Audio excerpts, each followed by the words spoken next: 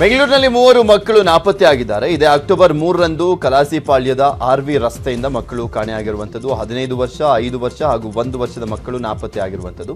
ಬಿಹಾರದಿಂದ ಬಂದಿದ್ದಂಥ ದಂಪತಿ ಬೆಂಗಳೂರಿನಲ್ಲಿ ವಾಸವಾಗಿದ್ದು ಕೂಲಿ ಕೆಲಸ ಮಾಡ್ತಾ ಇದ್ರು. ಮಕ್ಕಳನ್ನ ನೋಡಿಕೊಳ್ಳಿಕ್ಕೆ ತಂಗಿಯನ್ನ ನಿಜಾಂ ಕರೆಸಿದ್ರು. ಈ ವೇಳೆ ಮಕ್ಕಳ ಜೊತೆ ಮನೆಯಿಂದ ನಾಪತ್ತೆಯಾಗಿದ್ದಾರೆ. ಈ ಬಗ್ಗೆ ಕಲಾಸಿಪಾಳ್ಯ ಪೊಲೀಸ್ ಠಾಣೆಯಲ್ಲಿ ಪ್ರಕರಣ ದಾಖಲಾಗಿದೆ. ಪೊಲೀಸರು ಸಿಸಿಟಿವಿ ದೃಶ್ಯವನ್ನು ಆಧರಿಸಿ ಹುಡುಕಾಟವನ್ನು ನಡೆಸಿದ್ದಾರೆ. ಪಿಎಫ್ಐ ತನಿಖೆಯಿಂದ ದಿನಕ್ಕೊಂದು ಸ್ಫೋಟಕ ಮಾಹಿತಿ ಹೊರಬರ್ತಾ ಇದೆ. ಕೆಜಿಹಳ್ಳಿ ಪೊಲೀಸರ ತನಿಖೆಯಿಂದ ಆರ್ಎಸ್ಎಸ್ ಬಿಜೆಪಿ ವಿರುದ್ಧದ ಪಿಎಫ್ಐ ರಹಸ್ಯ ತಂತ್ರ ರೂಪಿಸಿದ್ದು ಬಯಲಾಗಿದೆ. ಪ್ರವೀಣ್ ನೆಟ್ಟಾರು ಕೊಲೆಗೂ ಪಿಎಫ್ಐನ ಕೆಲ ಬಂಧಿತರಿಗೂ ಲಿಂಕ್ ಇದೆ. ನೆಟ್ಟಾರು ಕೊಲೆಗಿಂತ 1 ದಿನ ಮೊದಲು ಬಂಟ್ವಾಳದಲ್ಲಿ ಪಿಎಫ್ಐ ಮುಖಂಡರು ಸಭೆಯನ್ನು ನಡೆಸಿದ್ರಂತೆ.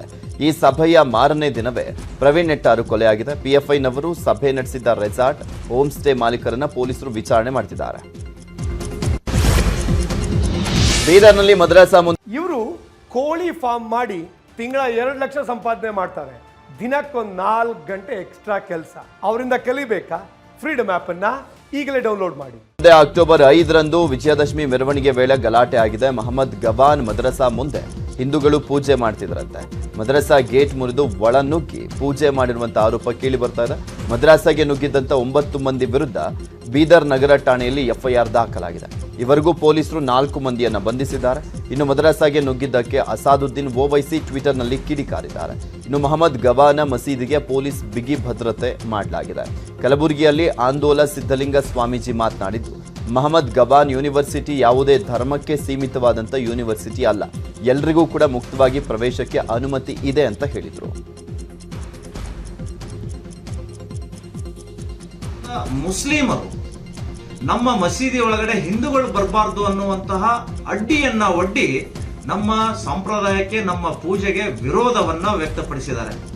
ಮೊಹಮ್ಮದ್ ಗವಾನ್ ಯೂನಿವರ್ಸಿಟಿ ಇದು ಯಾವುದೇ ಒಂದು ಧರ್ಮಕ್ಕೆ ಸೀಮಿತವಾಗಿರುವಂತಹ ಯೂನಿವರ್ಸಿಟಿ ಅಲ್ಲ. ಇದು ಭಾರತೀಯ ಸರ್ಕಾರದಲ್ಲಿ ಮತ್ತು ಪುರಾತತ್ವ ಇಲಾಖೆಯ ಅಧೀನಕ್ಕೊಳಪಟ್ಟಂತಹ ಈ ಮೊಹಮ್ಮದ್ ಗವಾನ್ ಯೂನಿವರ್ಸಿಟಿಯಲ್ಲಿ ಎಲ್ಲರಿಗೂ ಮುಕ್ತವಾದಂತಹ ಪ್ರವೇಶ ಇದೆ. ಇತ್ತೀಚೆಗೆ ಕೆಲವು ಮುಸ್ಲಿಂ ಕಿಡಿಗೇಡಿಗಳು ಇಲ್ಲಿ ನಮಾಜ್ ಮಾಡುವುದರೊಂದಿಗೆ ಮದರ್ಸಾ ಶಿಕ್ಷಣ ಕೊಡುವಂತಹದ್ದು ಕೂಡ ಪ್ರಾರಂಭ ಮಾಡಿದ್ದಾರೆ. ಹೀಗಾಗಿ ಹಿಂದೂಗಳು ಇಲ್ಲಿ ಒಳಗಡೆ ಬರಬಾರ್ದು ಅಂತ ಹೇಳಿ ಅವರು ಅಡ್ಡಿಯನ್ನ ಪಡಿಸಿ ನಮ್ಮ ಭಕ್ತಿಗೆ.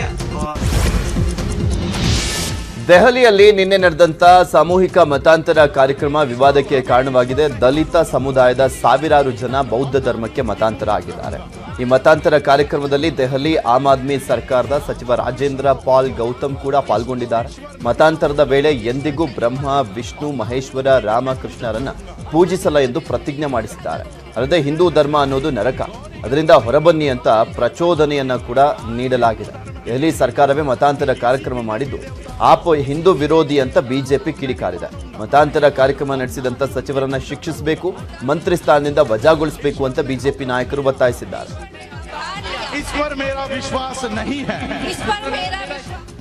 अरविंद केजरीवाल, अगर आपकी ये लाइनें सत्य है तो आज आपको उस मिनिस्टर को बर्खास्त कर देना ही चाहिए. अगर आप उसको सजा नहीं देते हो, ब्राह्मण धर्म के समान होता, तो इस तरह से बाबा साहब ने विधान किया. मैं भी आप लोगों को जो ब्राह्मण धर्म में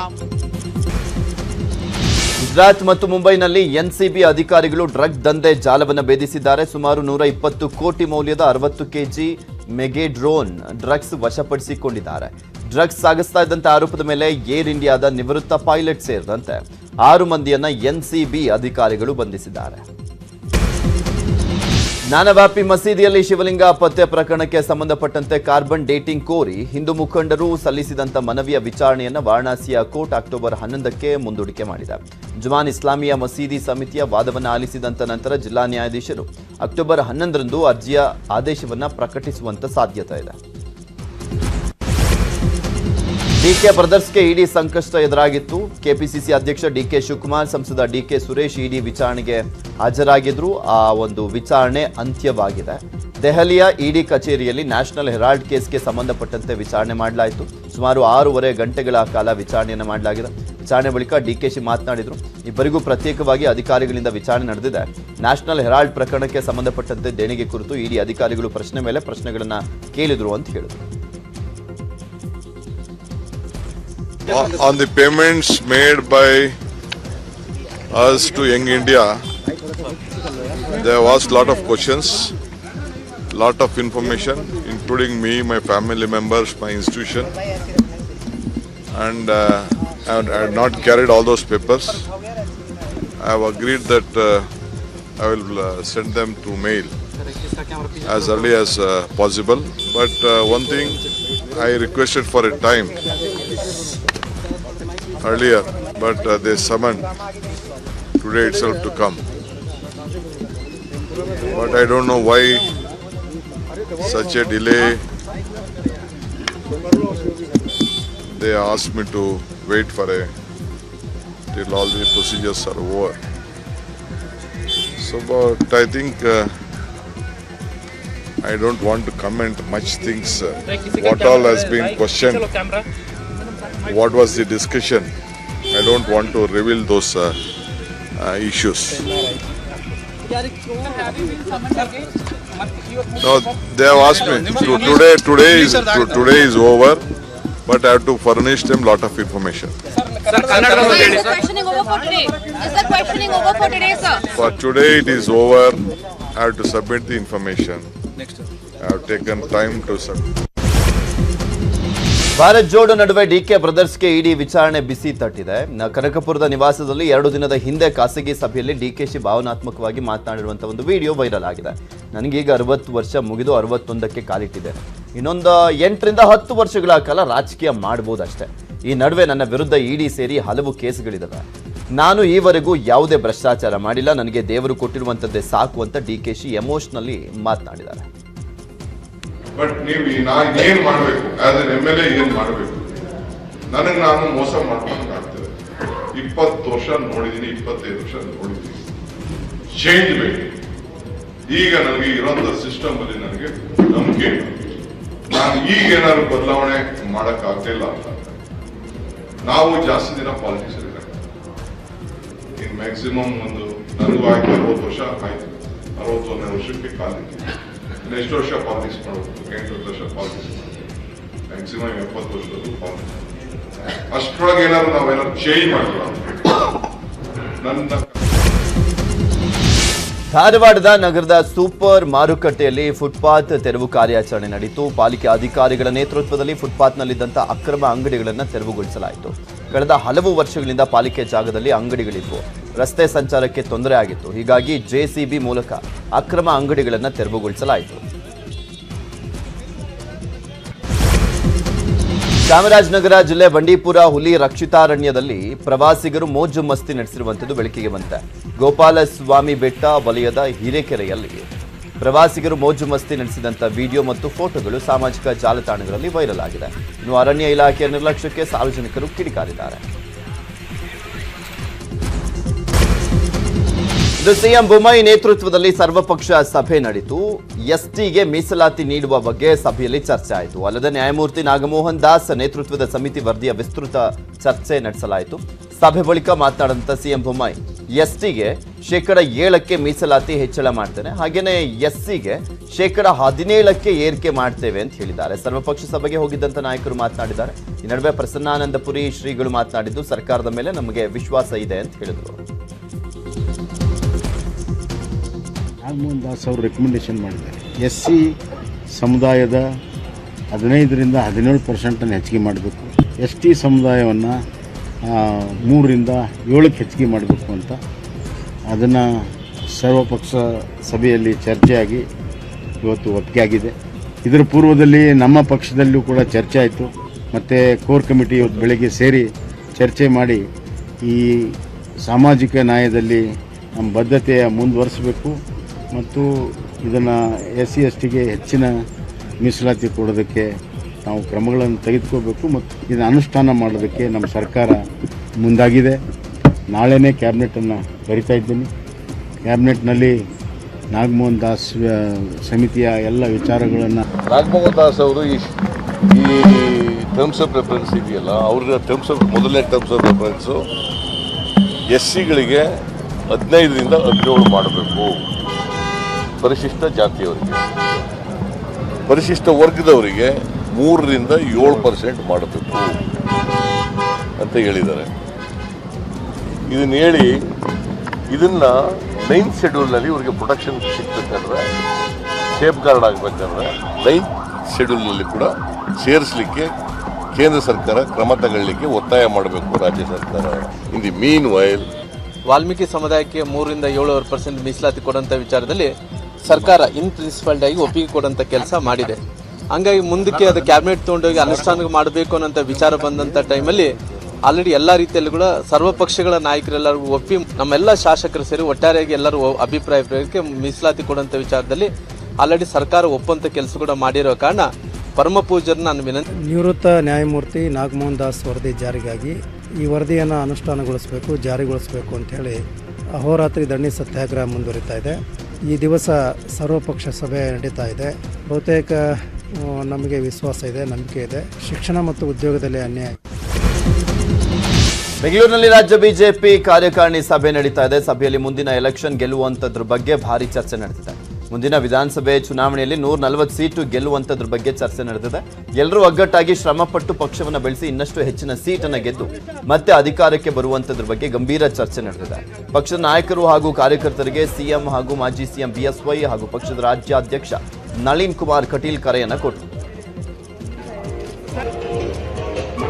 6 ತಿಂಗಳಲ್ಲಿ ನಡೆಯುವಂತ ವಿಧಾನಸಭಾ ಚುನಾವಣೆಯಲ್ಲಿ 140-150 ಸೀಟನ್ನು ಗೆಲ್ಲೋದ್ರ ಮೂಲಕ ಬಿಜೆಪಿ ಕರ್ನಾಟಕದಲ್ಲಿ ಅಧಿಕಾರಕ್ಕೆ ಬರುವಂತಹದ್ದು ನಿಶ್ಚಿತ. ಯಾವುದೇ ಶಕ್ತಿ ಕೂಡ ಕಲ್ಯಾಣ ಕರ್ನಾಟಕ ಅಂತ ಕರಿತೀವಿ. 1500 ಕೋಟಿ ರೂಪಾಯಿದಿಂದ 3000 ಕೊಟ್ಟು ಪಿಯಾಜ್ ಯೋಜನೆಯನ್ನು ಅನುಮೋದನೆ ಮಾಡಿ ಟೆಂಡರ್ ಪ್ರಕ್ರಿಯೆ ಕೂಡ ಮುಗಿದು ಈಗ ಕಾಮಗಾರಿ ಕೂಡ ಪ್ರಾರಂಭವಾಗಿದೆ. ರಾಜ್ಯದ 8ನೇ ದಿನ ಭಾರತ್ ಜೋಡೋ ರ್ಯಾಲಿ ಸಾಗ್ತಾ ಇದೆ. ಮಂಡ್ಯ ಜಿಲ್ಲೆ ನಾಗಮಂಗಲದ ಮಲ್ಲೇನಹಳ್ಳಿಯಿಂದ ಇಂದು ಪಾದಯಾತ್ರೆ ಶುರುವಾಗಿತ್ತು. ಪಾದಯಾತ್ರೆಯಲ್ಲಿ ರಾಹುಲ್ ಪರ ಡಿಫರೆಂಟ್ ಘೋಷಣೆ ಕೇಳಿ ಬಂದು ಗೌಡರ ಗೌಡ ರಾಹುಲ್ ಗೌಡ ಅಂತ ಘೋಷಣೆಯನ್ನು ಕೂಗಿದ್ದಾರೆ ಚಲುವರಾಯಸ್ವಾಮಿ, ಮಾಜಿ ಸಚಿವ ಅವರ ಬೆಂಬಲಿಗರು. ಇನ್ನು ರಾಹುಲ್ ನೇತೃತ್ವದ ಭಾರತ್ ಜೋಡೋ ಪಾದಯಾತ್ರೆಗೆ ಕವಿತಾ ಲಂಕೇಶ್ ಕೂಡ ಸಾಥ್ ಕೊಟ್ಟರು. ಇವತ್ತು ಜಾತಿ ಧರ್ಮದ ಹೆಸರಿನಲ್ಲಿ ರಾಜಕಾರಣ ನಡೆಯಬಾರದು, ಆದರೆ ರಾಜ್ಯದಲ್ಲಿ ಜಾತಿ ಧರ್ಮದ ಹೆಸರಿನಲ್ಲಿ ರಾಜಕಾರಣ ನಡೆಯುತ್ತದೆ ಅಂತ ಕಾಂಗ್ರೆಸ್ ಮುಖಂಡ ಮಧು ಬಂಗಾರಪ್ಪ ಹೇಳಿದ್ದಾರೆ. ಕೊಪ್ಪಳದಲ್ಲಿ ಮಾತನಾಡಿದಂಥ ಮಧು ಬಂಗಾರಪ್ಪ ಭಾರತ್ ಜೋಡೋ ಯಾತ್ರೆಗೆ ಉತ್ತಮ ಸ್ಪಂದನೆ ಸಿಕ್ಕಿದೆ, ಮುಂದಿನ ಚುನಾವಣೆಯಲ್ಲಿ ಕಾಂಗ್ರೆಸ್ಗೆ ಉತ್ತಮ ಅವಕಾಶವಿದೆ ಅಂತ ಹೇಳಿದರು. 108 ಆಂಬ್ಯುಲೆನ್ಸ್ ನೌಕರರಿಗೆ ವೇತನ ನೀಡುವಂತ ಸಮಸ್ಯೆ ಇತ್ಯರ್ಥವಾಗಿದೆ. ಆರೋಗ್ಯ ಇಲಾಖೆ ಆಯುಕ್ತ ರಂದೀಪ್ ನೇತೃತ್ವದಲ್ಲಿ ನಡೆದಂತ ಸಭೆ ಯಶಸ್ವಿಯಾಗಿದೆ. ಆಯುಕ್ತರ ಸಭೆಯಲ್ಲಿ ಜಿವಿಕೆ ಸಂಸ್ಥೆ ಸಂಬಳ ನೀಡುವುದಾಗಿ ಒಪ್ಪಿಕೊಂಡಿದೆ. ಇನ್ನು ಆರೋಗ್ಯ ಇಲಾಖೆ ಆಯುಕ್ತ ರಂದೀಪ್ ಮಾತನಾಡಿದ್ದು, ಯಾವುದೇ ಕಾರಣಕ್ಕೂ 108 ಸೇವೆ ನಿಲ್ಲಲ್ಲ. ಸರ್ಕಾರ 4 ಆಶ್ವಾಸನೆಯನ್ನು ನೀಡಿದೆ. ಜಿವಿಕೆ ಕೂಡ ಅದಕ್ಕೆ ಒಪ್ಪಿಕೊಂಡಿದೆ. ಮುಂದಿನ ವಾರದೊಳಗಡೆ ಎಲ್ಲ ಸಮಸ್ಯೆ ಬಗೆಹರಿಯಲಿದೆ ಅಂತ ಹೇಳಿದರು. ಉತ್ತರ ಕರ್ನಾಟಕದ ವಿವಿಧ ಜಿಲ್ಲೆಗಳಲ್ಲಿ ಭಾರೀ ಮಳೆ ಆಗ್ತಾ ಇದೆ. ಹುಬ್ಬಳ್ಳಿ ತಾಲೂಕಿನ ಮಂಟೂರ, ಇಂಗಳಹಳ್ಳಿ, ಕೆರೆಸೂರ, ಹೆಬಸೂರ ಗ್ರಾಮಗಳು ಜಲಾವೃತವಾಗಿದೆ. ಬೆಣ್ಣೆಹಳ್ಳ ಉಕ್ಕಿ ಹರಿತಾ ಇದ್ದು ಹಲವು ಗ್ರಾಮಕ್ಕೆ ನೀರು ನುಗ್ಗಿದ್ದು ದವಸ ಧಾನ್ಯಗಳು ನೀರು ಪಾಲಾಗಿದೆ. ನೀರು ಹೊರಹಾಕಲಿಕ್ಕೆ ಗ್ರಾಮಸ್ಥರು ಹರಸಾಹಸ ಪಟ್ಟರು. ಕೊಪ್ಪಳದಲ್ಲಿ ಜೋರು ಮಳೆಗೆ ಹೊಂಡಗಳಂತಾಗಿದೆ ರಸ್ತೆಗಳು. ಕೊಪ್ಪಳ ನಗರದ ಪ್ರಗತಿ ಹಾಗೂ ಕಲ್ಯಾಣ ನಗರದಲ್ಲಿ ಮನೆಗಳಲ್ಲಿ ನೀರು ನುಗ್ಗಿದ್ದು ಜನರು ಪರದಾಟವನ್ನು ಮಾಡ್ತಿದ್ದಾರೆ. ಹಿರೇಹಳ್ಳ ಜಲಾಶಯದಿಂದ ಅಪಾರ ಪ್ರಮಾಣದ ನೀರು ಬಿಡುಗಡೆ ಆಗಿರುವಂತಹ ಹಿನ್ನೆಲೆಯಲ್ಲಿ ಮುದ್ಲಾಪುರ ಸೇರಿ ಸುತ್ತಮುತ್ತ ಗ್ರಾಮಗಳಿಗೆ ನೀರು ನುಗ್ಗಿದೆ. ಇನ್ನು ರಾಯಚೂರು ಜಿಲ್ಲೆಯಾದ್ಯಂತ ಮಳೆಯ ಅಬ್ಬರ ಜೋರಾಗಿದೆ. ಮಣ್ಣಿನ ಮನೆ ಶಿಥಿಲಗೊಂಡು ಮನೆಯಲ್ಲಿ ವಾಸಿಸದಂತೆ ಜಿಲ್ಲಾಡಳಿತ ಎಚ್ಚರಿಕೆಯನ್ನು ನೀಡಿದೆ. ವಿದ್ಯುತ್ ಕಂಬಗಳ ಸಮೀಪ ಹೋಗದಂತೆ ಸೂಚಿಸಲಾಗಿದೆ. ಗದಗ ಜಿಲ್ಲೆ ರೋಣ ತಾಲೂಕಿನ ಕರಮುಡಿ ಗ್ರಾಮದಲ್ಲಿ ಧಾರಾಕಾರ ಮಳೆಗೆ ಹಳ್ಳದ ನೀರು ಮನೆಗಳಿಗೆ ನುಗ್ಗಿದೆ. ಹಳ್ಳದ ನೀರು ಮನೆಗೆ ನುಗ್ಗಿದ್ರಿಂದ ದೊಡ್ಡ ಅವಾಂತರವೇ ಸೃಷ್ಟಿಯಾಗಿತ್ತು. ಮನೆಗೆ ನುಗ್ಗಿದ ನೀರು ಹೊರ ಹಾಕಲಿಕ್ಕೆ ಜನರು ಹರಸಾಹಸ ಪಟ್ಟರು. ವಿಜಯಪುರ ಜಿಲ್ಲೆಯಲ್ಲಿ ಮತ್ತೆ ಪ್ರವಾಹದ ಪರಿಸ್ಥಿತಿ ಎದುರಾಗಿದೆ. ಡೋಣಿ ನದಿ ಉಕ್ಕಿ ಹರಿತಾ ಇದ್ದು ಬಬಲೇಶ್ವರ ತಾಲೂಕಿನ ದಾದಾಮಟ್ಟಿ ಗ್ರಾಮದ ಜಮೀನುಗಳಿಗೆ ನೀರು ನುಗ್ಗಿದೆ. ಜಮೀನಿಗೆ ನೀರು ನುಗ್ಗಿದ ಪರಿಣಾಮ ಸೂರ್ಯಕಾಂತಿ, ತೊಗರಿಬೇಳೆ ಹಾನಿಯಾಗಿದೆ. ಯಾದಗಿರಿ ಜಿಲ್ಲೆಯಲ್ಲಿ ಮಳೆಯ ಅಬ್ಬರ ಜೋರಾಗಿದೆ. ಗುರುಮಿಠಕಲ್ ತಾಲೂಕಿನಲ್ಲಿ ಭಾರೀ ಮಳೆಯಿಂದ ನಸಲವಾಯಿ ಯಾದಗಿರಿ ರಸ್ತೆ ಜಲಾವೃತಗೊಂಡಿದೆ. ಕೊಪ್ಪಳ ತಾಲೂಕಿನಲ್ಲೂ ಭಾರೀ ಮಳೆ ಆಗ್ತಾ ಇದೆ. ವೋಜನಹಳ್ಳಿ ಬಳಿಯ ಹಿರೇಹಳ್ಳದಲ್ಲಿ ಟ್ರ್ಯಾಕ್ಟರ್ ಸಿಕ್ಕಾಕೊಂಡಿದೆ. ಇನ್ನು ಹುಬ್ಬಳ್ಳಿಯಲ್ಲಿ ಭಾರೀ ಮಳೆ ಆಗಿದೆ. ಮಂಟೂರು ಗ್ರಾಮಕ್ಕೆ ಬೆಣ್ಣೆಹಳ್ಳ ನೀರು ನುಗ್ಗಿದ್ದು ಟ್ರ್ಯಾಕ್ಟರ್ ಪಲ್ಟಿಯಾಗಿದೆ. ಚಿಕ್ಕಮಗಳೂರು ಜಿಲ್ಲೆಯ ಕಳಸಾ ತಾಲೂಕಿನಾದ್ಯಂತ ಭಾರೀ ಮಳೆಗೆ ರಸ್ತೆಗಳು ಹದಗೆಟ್ಟಿವೆ. ಬಾಳೆಹೊಳೆ, ಕಳಸಾ, ಹೊರನಾಡು, ಕುದುರೆಮುಖ ಮಾರ್ಗದ ರಸ್ತೆಗಳಲ್ಲಿ ಗುಂಡಿ ಬಿದ್ದಿದೆ. ರಸ್ತೆಯನ್ನ ದುರಸ್ತಿಗೊಳಿಸುವಂತೆ ಆಗ್ರಹಿಸಿ ಕಳಸಾ ಪಟ್ಟಣದಲ್ಲಿ ಪ್ರತಿಭಟನೆ ನಡೆಸಲಾಯಿತು. ದಾವಣಗೆರೆ ತಾಲೂಕಿನ ಹದಡಿ ಪೊಲೀಸ್ ಠಾಣೆಯ ಸಿಬ್ಬಂದಿ ಬೈಕ್ನಲ್ಲಿ ಹಾವು ಪ್ರತ್ಯಕ್ಷವಾಗಿದೆ. ಸ್ಥಳಕ್ಕೆ ಬಂದಂತ ಊರಗ ತಜ್ಞ ನಾಗರಾಜ್ ಹಾವನ್ನ ಸೆರೆ ಹಿಡಿದು ಕಾಡಿಗೆ ಬಿಟ್ಟಿದ್ದಾರೆ. ಚಿಕ್ಕಮಗಳೂರಿನಲ್ಲಿ ಗ್ರಾಮಗಳಲ್ಲಿ ಮನೆಗಳ ಅಕ್ಕಪಕ್ಕವೇ ಕಾಡಾನೆಗಳ ಓಡಾಟ ಹೆಚ್ಚಾಗಿದೆ. 5 ಕಾಡಾನೆಗಳ ಹಿಂಡೊಂದು ಗ್ರಾಮಕ್ಕೆ ನುಗ್ಗಿದ್ದು ಅವುಗಳ ಪುಂಡಾಟ ಮೊಬೈಲ್ನಲ್ಲಿ ಸೆರೆಯಾಗಿದೆ. ಮಹಾರಾಷ್ಟ್ರದ ಸತಾರಾದ ಮನೆಯಲ್ಲಿ ಚಿರತೆಯೊಂದು ಪ್ರತ್ಯಕ್ಷವಾಗಿದೆ. ಮನೆಯಲ್ಲಿನ ಸಾಕು ನಾಯಿಯನ್ನ ಬೇಟೆಯಾಡಲಿಕ್ಕೆ ಚಿರತೆ ಮನೆಗೆ ನುಗ್ಗಿದೆ. ಸ್ಥಳಕ್ಕೆ ಆಗಮಿಸಿದಂತ ಅರಣ್ಯ ಇಲಾಖೆ ಸಿಬ್ಬಂದಿಗಳು ಚಿರತೆ ಹಿಡಿದು ಕಾಡಿಗೆ ಬಿಟ್ಟಿದ್ದಾರೆ. ಡಾಲಿ ಧನಂಜಯ್ ಅಭಿನಯದ ಹೆಡ್ ಬುಷ್ ಸಿನಿಮಾ ಪ್ರಚಾರ ಭರ್ಜರಿಯಾಗಿ ನಡೀತಾ ಇದೆ. ವಿದೇಶದಲ್ಲಿ ಪ್ರಚಾರ ಮಾಡಿ ಡಾಲಿ ಧನಂಜಯ್ ವಾಪಸ್ ಆಗಮಿಸಿದರು. ಈ ವೇಳೆ ಏರ್ಪೋರ್ಟ್ ಬಳಿಯ ಸಾದಹಳ್ಳಿ ಟೋಲ್ ಬಳಿ ಅಭಿಮಾನಿಗಳು ಡಾಲಿ ಧನಂಜಯ್ ಅವರನ್ನು ಸ್ವಾಗತಿಸಿದರು. ಇಂದು ಹಿರಿಯ ನಟ ಅನಂತ್ ನಾಗಿಗೆ ಗೌರವ ಡಾಕ್ಟರೇಟ್ ಪ್ರದಾನ ಮಾಡಲಾಯಿತು. ಕೋಲಾರದ ಬೆಂಗಳೂರು ಉತ್ತರ ವಿವಿಯಿಂದ ಡಾಕ್ಟರೇಟ್ ಪ್ರದಾನ ಮಾಡಲಾಯಿತು. ಬೆಂಗಳೂರಿನ ಕಿಂಚ ಸಭಾಂಗಣದಲ್ಲಿ ಉನ್ನತ ಶಿಕ್ಷಣ ಸಚಿವ ಡಾಕ್ಟರ್ ಸಿಎನ್ ಅಶ್ವಥ್ ನಾರಾಯಣ್ ಅವರು ಅನಂತ್ ನಾಗಿಗೆ ಡಾಕ್ಟರೇಟ್ ಪ್ರದಾನ ಮಾಡಿದರು. ಫಾರ್ಮುಲಾ ಕಾರ್ ರೇಸಿಂಗ್ನ ದಂತಕತೆ ಎಂದೇ ಕರೆಯಲಾಗುವಂತ ಲಿವಿಸ್ ಹ್ಯಾಮಿಲ್ಟನ್ ಜೊತೆ ನಟ ಯಶ್ ಕಾಣಿಸಿಕೊಂಡಿದ್ದಾರೆ. ಹ್ಯಾಮಿಲ್ಟನ್ ಅನ್ನ ಯಶ್ ಅಮೆರಿಕದ ಲಾಸ್ ಏಂಜಲೀಸ್ನಲ್ಲಿ ಭೇಟಿಯಾಗಿದ್ದಾರೆ. ಲಿವಿಸ್ ಹ್ಯಾಮಿಲ್ಟನ್ ಜೊತೆ ಯಶ್ ಫೋಟೋಗೆ ಪೋಸ್ ನೀಡಿದ್ದಾರೆ.